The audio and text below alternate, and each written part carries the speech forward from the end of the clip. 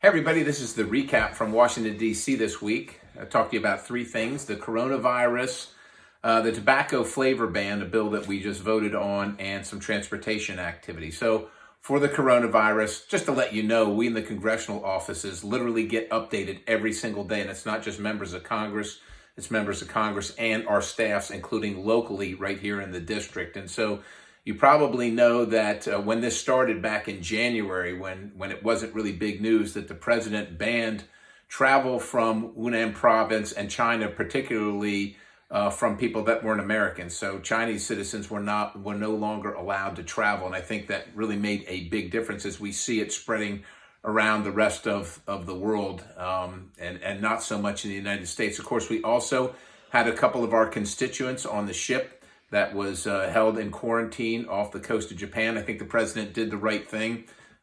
We had contacted, as you know, probably if you're watching our posts, the State Department on numerous occasions to say, get our citizens out of there. There's no reason to sit on a boat where people are getting sick, just waiting to get sick. So the president made the decision to bring them home. And thankfully, some of our constituents, some of my bosses will be coming home to their homes very shortly out of quarantine. So this is good news. A couple other things, though, that I think you need to be aware of. The United States has had its first, incident of a community occurrence where somebody that didn't travel overseas came down with the virus. And so that's very concerning. We also are unsure right now about how it's contracted, how it's transferred. And we've also heard that people that have gotten over it, have reacquired it, and we're not sure whether they got it again from somebody else or just reoccurred in their bodies. So these are concerning things.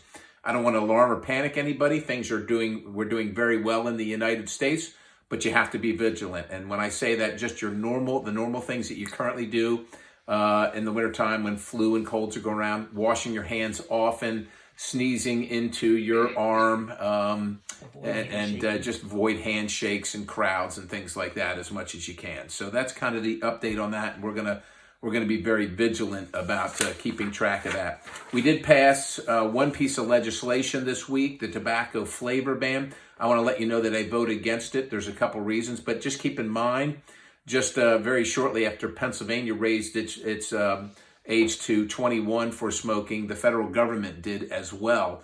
And we passed a bill last year to deal with this youth vaping issue, which is alarming, and it's alarming to every single one of us.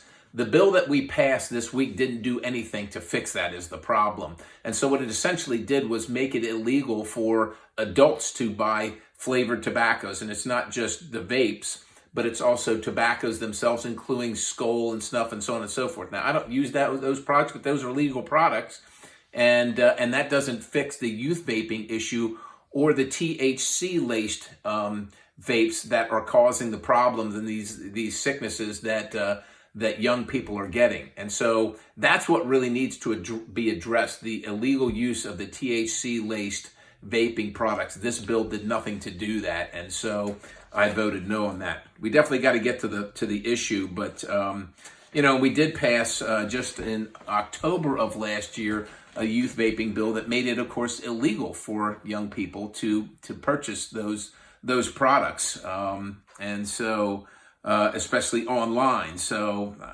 again, we're all for the correct kind of legislation that deals with the EVALI issue with young people and the sickness they get, but this bill did not do that. It essentially just eliminated choice for law-abiding adults.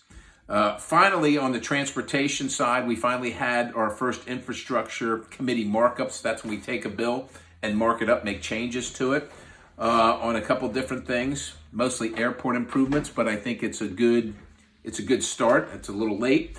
But I was really privileged and pleased to meet with Acting Secretary from Pennsylvania, Yasmin Grayman, and we talked about some possibilities, some opportunities for transportation and infrastructure, right here in Pennsylvania. And of course, I brought up the Mount Rose Avenue issue because I know that many of you are very concerned about that. So talked about that. Without a transportation bill moving through the House of Representatives, though, I can't functionally, legislatively deal with the Mount Rose issue. So we're hoping to get a bill moving Again, I'm not in the majority, so I can't make that happen. And since I can't make that happen, kind of holds us up for making some changes regarding the contractor at Mount Rose. But anyhow, that's the recap for the week, and we'll see you next week. God bless you.